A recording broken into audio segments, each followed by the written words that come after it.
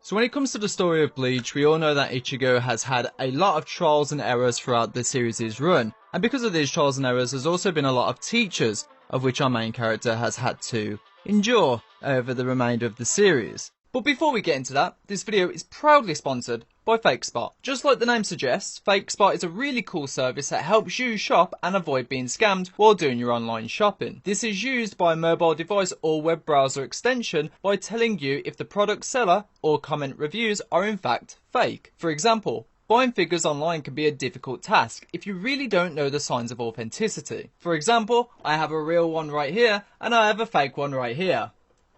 So with that being said, I would have easily been able to save at least $200 if I just used FakeSpot and actually had the help of their service while buying this one instead of the bad one. Granted, there are signs to look out for. However, with FakeSpot, you can just save a ton of time in general with your online shopping. But also, the safety net really just helps a lot. With Black Friday, Cyber Monday, and even Christmas just around the corner, review fraud is increasing significantly. And you'll honestly save yourself a lot of headache and walk away with an even better product. So do yourself a favour and start using FakeSpot right now. And avoid those pesky fake reviews that you see online by clicking on the first link in the description down below. But let's get back into it. So, with me today, I have my friend Chuck. He is one of the biggest Godzilla and Dragon Ball fans that I know of. You want to introduce yourself? Hey, how's it going, guys? Thank you for having me on here. It's always a blast to, do these Bleach discussions because I feel that there's a lot of depth in these series, and when we analyze this kind of stuff, I feel like there's a lot of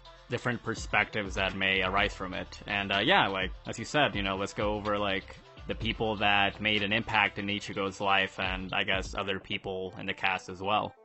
For sure. And of course, if you haven't gone and checked out Chuck's channel, please, I do advise you to go do that. There's also a video on his channel as well of us discussing another topic over there as well. So, best of both worlds in a sense, 2 uploads a day. So, with that being said, let's get into the nitty gritty of it, because many people over the course of the years have criticised Ichigo as not really having a fighting style or not really learning from anything other than a Getsuga or swinging his sword. And we're kind of going to discuss that today and kind of break down why that's kind of false and how these teachers especially have impacted his fighting style especially, and just at the end of the video kind of come to a general consensus about really who was the best teacher. Is that correct, would you say? Yeah, so, we're gonna be going over some candidates. As you said, some people might think that Ichigo just spams Getsuga Tensho, and although, I can't see that to an extent, there are a lot of things that he picked up from, these people, and also, maybe not necessarily just, technique and fighting style, but also just, his spirit and how it developed along the way. I also wanted to, bring up, what a teacher is in itself, because, in a general sense, yeah, it can be, an old or wise person that's really experienced, they know what they're doing, right? They have a lot of expertise. But I also feel like a teacher does not necessarily have to be, a person, but I also think it can be a situation. Oh, absolutely, yeah. Or a person that may indirectly bring about many situations that will strengthen the character. And I feel that there are a couple of characters that kind of were a teacher to Ichigo, maybe not directly, but, more indirectly, and, we will get into that later on. But for the candidates, though, did you want to, list out yours? Yeah, absolutely, yeah. It's exactly as you said. There's many different candidates that have been teaching Ichigo many different sorts of different aspects of fighting styles and spiritual techniques as well. So I think we'll throw some candidates right into the mix and talk about, I think the easiest one to talk about is Urahara. I think he was one of the first ones, which you could clarify is actually the first person that taught Ichigo something. And that was after the fight with Byakuya Kuchiki and Renji Ibarra, and they trained under his underground passageway, where he was basically teaching Ichigo, in essence, on a surface level, how to bring out his Zanpakuto. Now, of course, we know that this isn't fully the case, because also when he was fighting with Ikaku, seeing how Ikaku moved, also taught Ichigo how to evade attacks. Would you agree? Yeah, Kisuke, I feel that he did a really good job in trying to teach him, the basics and, the advanced styles, in a short period of time, because he knew that, Ichigo had to, get clicking, and he had to, become as strong as possible, and he did, cement, a good foundation for him to get used to his, Soul Reaper powers, and the crazy thing is that Urahara, taught him so well with, Zanjutsu, right? That's what the sword fighting, combat style is. he taught him so well with that Ikaku was like, yo, he's actually really good. Like, this is actually really crazy that he's actually making me try against him. And Ichigo did beat Ikaku. Another thing that I thought was really important that Urahara taught him was he had to have a killing instinct. He had to go in there to, like, beat his opponent. Because Urahara, like, he said, look, bro, like, you're gonna basically invade them. Like, you can't just not fight them seriously. Like, you need to go in, bro, you know? Yeah, I think the quote is that, like, how can you expect to swing your sword and not expect to hurt someone or get yourself hurt in the first place? Like, you are swinging a weapon at the end of the day. You have to, like, let go of that notion that you're not going to get hurt or you're not going to get hit, right? Because, again, that you're already asking for yourself to get killed in that scenario. Oh, is this big ass sword gonna hurt someone? I don't know. Like, come on, bro. You know, but yeah. But yeah, like I do feel that Urahara was a very good teacher for him in that sense. And another character that I thought was really important that goes side by side with Urahara is Yoruichi, because she not only taught Ichigo more about like the Zanpakuto, but also like the Shikai, the Bankai, like how to access it, and she taught him to basically unlock it really early, like in a couple of days, even though it would take like even like a prodigy like decades to like, you know, even come across and master it, you know? Mm-hmm. Yeah, I found Yoruichi quite an interesting character to really think of as a teacher, because like when I'm trying to think of Yoruichi, she didn't really teach him anything, she just kind of guided him. And I don't know if that classifies as teaching to you. I guess it would in some sort of stretch of the imagination, right? But it's like, I guess she was there mentally for him and to watch his progression rather than to get physical with him. Giggity. But, but you know what I mean, right? She had the resources, she had the knowledge. All she did was just give that to Ichigo and give that resource for him, or use his mentality going into that training session, so to say. When it was talking about the mask, or when it was stopping him from getting himself killed against Byakuya that one time when he was like rushing into a battle, stuff like that. So I felt more that she was like a parental guidance rather than a teacher. I don't know how you feel towards that. I would say that she and Urahara, like, they were two sides of the same coin. Like, maybe Urahara was the more physical side, and Yoruichi was more so like the, like as you said, like a parental guidance, I guess like a spiritual or like mental or emotional mentor, because although she didn't do like a lot of hands-on training with Ichigo like Urahara did, I feel that she like taught him, hey, like, you can't just rush in there and fight Byakuya right now, like, you're crazy, he's gonna destroy you, right? And she's like, you need to master this, you need to get a hold of this, otherwise you have zero chance, right? So, I do feel that she was really good in establishing Ichigo's, like, ability to get that Bankai. Like, it was a really good stepping stone there. And I think you also, like, said, like, to me in the past as well, that you thought, like, she was more of a, you know, she taught Orihime and Chad because she understood those abilities and was able to guide them and help them more than Ichigo, who is not really a combatant in terms of like hand-to-hand combat or stuff like that. So her fighting style and Ichigo's was so different that I just generally don't think she suited it. Just like how like Urahara didn't suit, you know, Chad's training when Chad walked up to him and said, hey, can you train me? Or when Renji said, hey, can you bring out your bunk? Yeah, that was a really good one. So, again, like, they know themselves as teachers where the limit is and where their restrictions are as well. So, I generally think great teachers, like, I would expect no one to complain to have them, especially as two captains, to say no, that they aren't good teachers, because they are. What do you think about Rukia? This is a bit of a weird one, but what do you think about her? Oh, with her, I think that she was, like a tour guide. Like, she established like the verse really well. I actually feel like she was kind of like Kubo inserting himself into the story. He has Rukia with all of these silly illustrations, and it's like, oh, this is a soul society, this is a soul reaper, this is what we do, this is what a hollow is. Rukia taught him like a really important aspect that saved his life when he was training for the, you know, Zanpakuto spirit, you know, to get a hold of it. And it was like, a soul reaper's ribbon is like this specific color, and, you know, she basically told him, hey, this is like how you do your job, this is what Soul Reapers do. I felt that like after like Ichigo learned from Urahara, he didn't really like look for Rukia for guidance. I don't know why, even though she knows Kido, and I think that Ichigo's battles would have gone way more like smoothly if he would have had that Kido, you know, but he was just like, nah, I'm just gonna go straight up Zanjutsu, I'm just gonna go straight sword slashing, I don't care. We did mention this too, that Rukia was able to like teach Orihime a little bit. We don't know exactly what they did, but I'm guessing, you know, she taught her how to combat with her, you know, fairy thingies, whatever they're called. Absolutely, yeah, Santen Kishun, right? Mm-hmm, yeah. Yeah, I absolutely agree. Again, I think it's a completely different fighting style. I think what Rukia did for Ichigo was really teach him how to use his spiritual awareness or spiritual sensory, as you said, with the red ribbon when trying to find someone, and, you know, being able to sense and kind of, use the spiritual awareness in a sense, as we said. So I do think that was the limit. And as you said, a tour guide, actually, that makes sense for not only the main character, but also for the viewer as well. So I think that's where her journey ended in terms of being a teacher. And again, she was a novice herself, so what was expected of her was given, I would say. Let's talk about, because I think there's two characters we really do want to delve deep into. Kenpachi.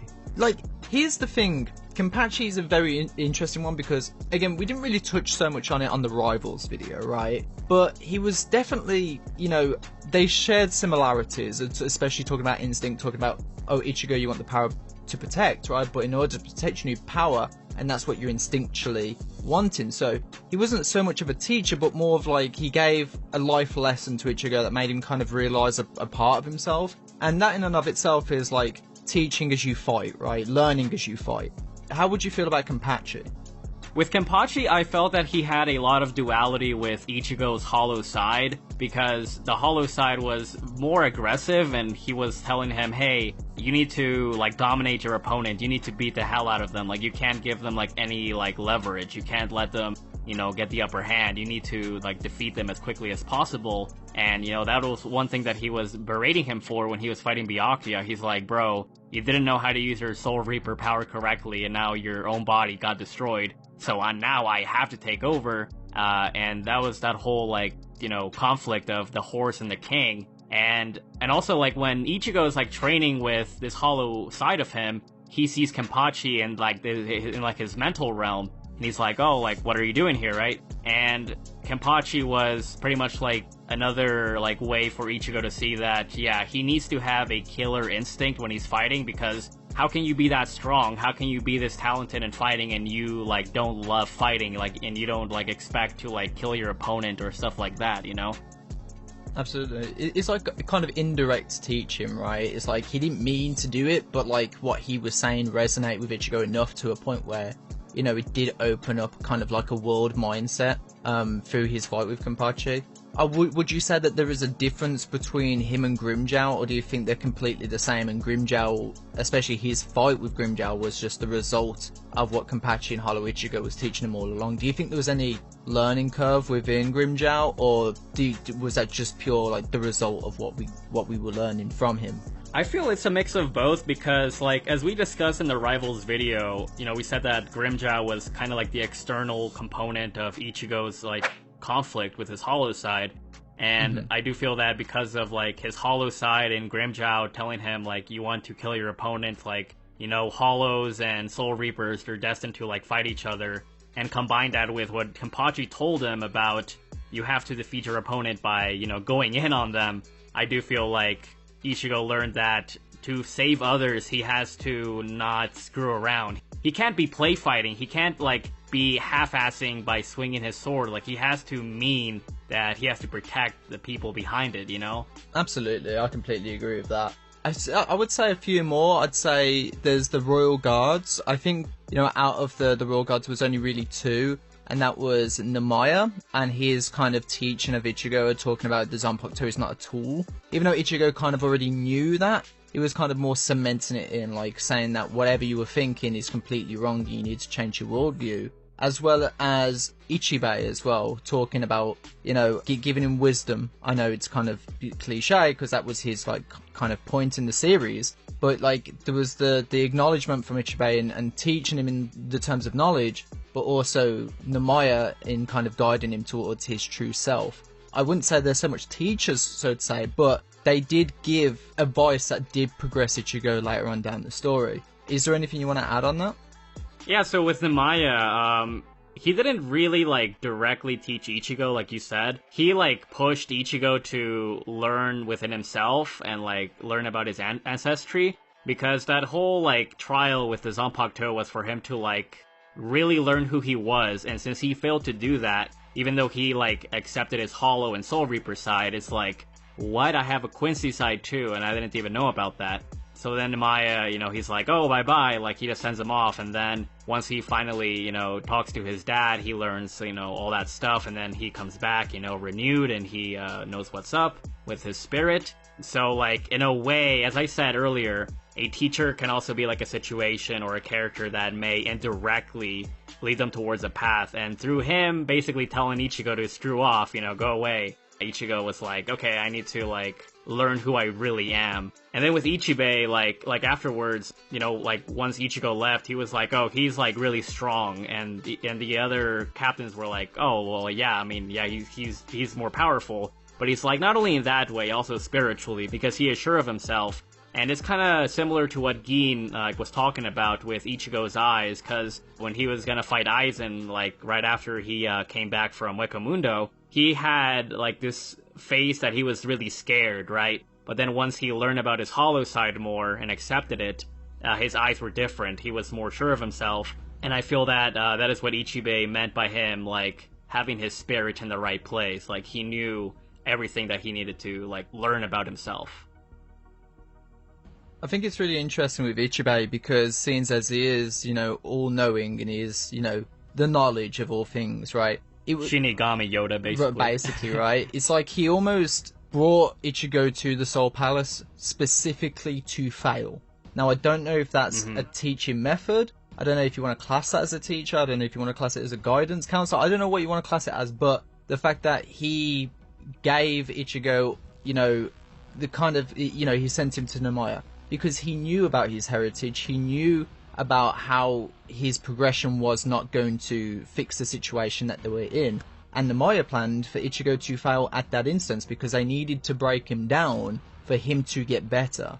And when you look at it from that perspective, it's kind of like, well, okay, that's something a teacher should do, you know, a teacher should make you realise and guide you to where you need to be. And I would say that they're good teachers, but again, it's so late in the story, like, you couldn't have them as teachers, like, from the get-go. Like, you couldn't have them walk into the Soul Reaper Academy, right, and start teaching, like, basic stuff. Like, that's veteran level, like, teaching stuff. So, are they good as an overall teacher?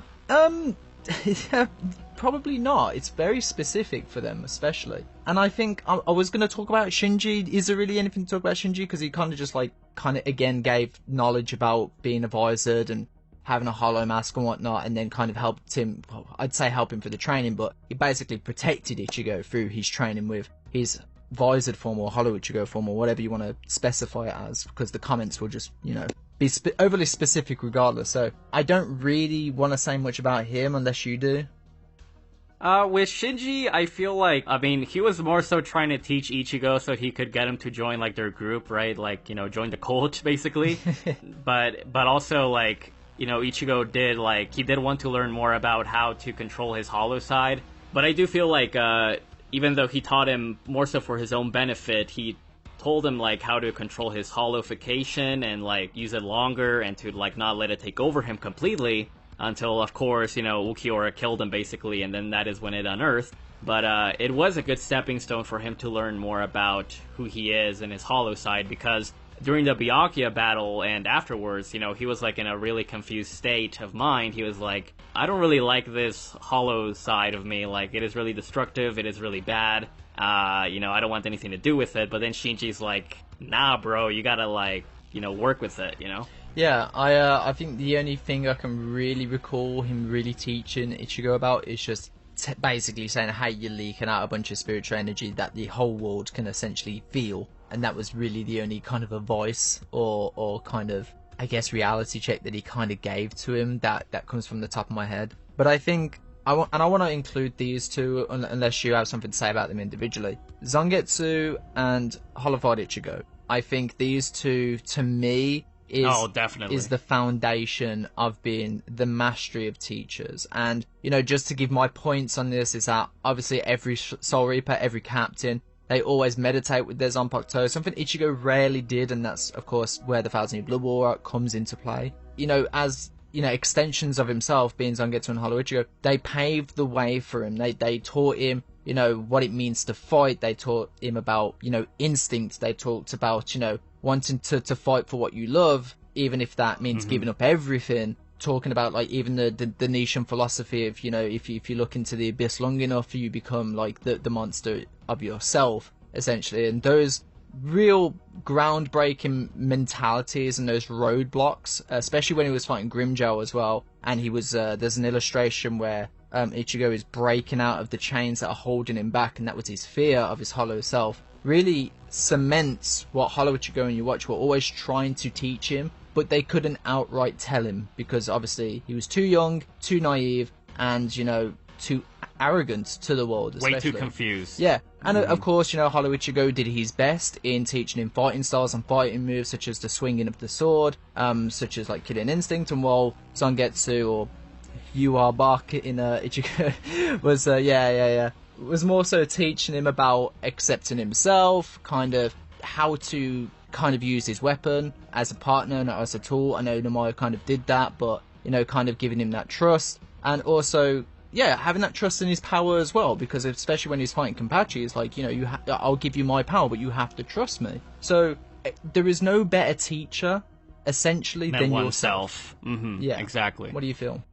Like, that explanation you did, like, you blew it, like, out of the water, like, that was clean. To add on to that, I would say that one of the things that you watch, or, you know, the Zangetsu Quincy spirit taught him was, he taught him, yeah, the Zanpakuto is like a sword, right? You know, it's your weapon, but it is not only an extension of you, it is you. You need to fight with it, right? And that is one thing that he was trying to tell him, like, with Kenpachi. He was like, do you feel like what his sword is, like, crying out, right? Like, he can't hear it, because he thought that his Zanpakuto was just a sword. But it is more so like, no, it is you. Like, you are the spirit is a sword.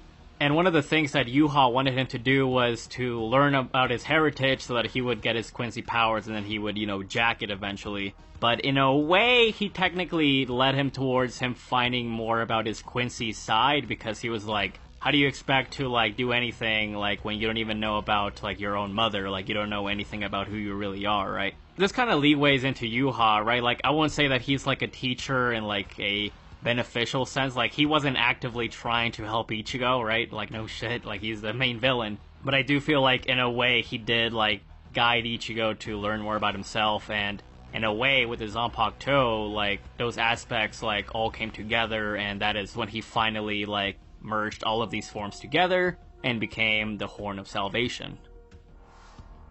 Yeah, absolutely, completely agree with that. I mean, there's other noticeable things as well, such as, like, you know, when Ichigo wasn't listening, or when Ichigo was in dire straits, you know, as a teacher, you want to protect your student. Hollow Ichigo, you know, was able to take control and protect him when he was about to lose against Byakuya in Bankai form, saying that, you know, you're too weak at the moment, you can't use this. Or when he used the Black Getsuga, Hollow Ichigo was like, that's my move, you know. So these subtle things, even though it wasn't conveyed in a correct way of, like, how, I guess, nurturing a teacher would be, it was kind of like a good guy, bad cop scenario, which was needed.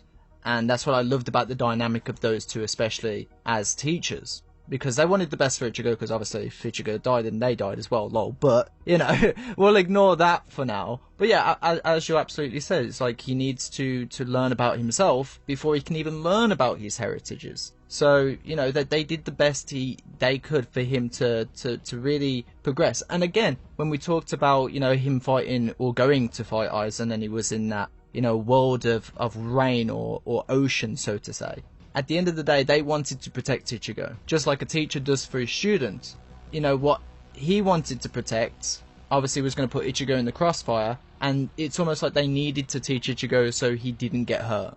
And I kind of respected that, but at the same time, just like a teacher would, they also have to put their feelings and thoughts into the equation as well, and that's when you get the Dangai former, the final Getsuga Tensho. It's like, okay, like, I'm going to give this to you, and you need to make this decision. So not only was it, you know, character growth mentally and physically, but also in a way of maturity as well.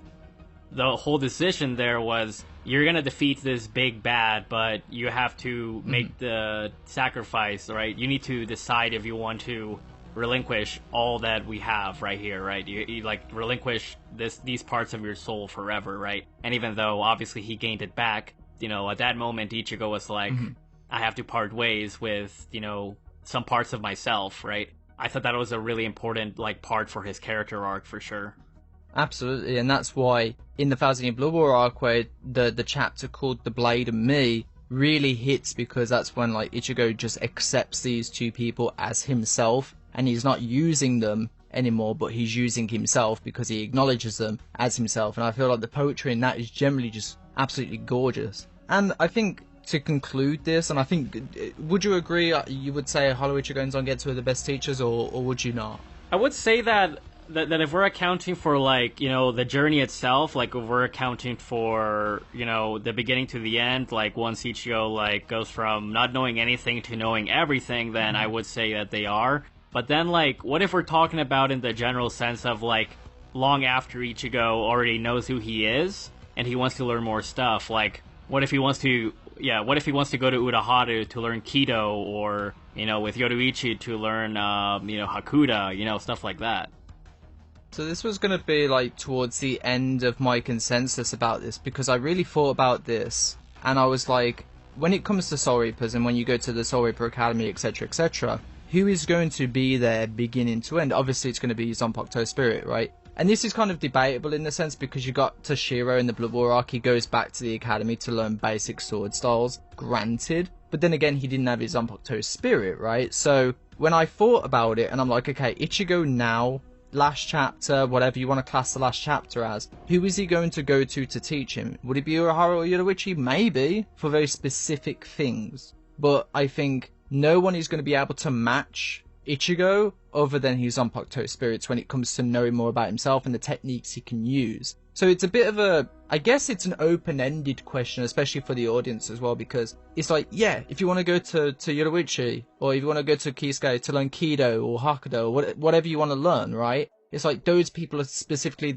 the people you would probably go to. But through the majority, at the very end goal, who can really teach you more than those two spirits, right? Or your Zanpakuto spirit?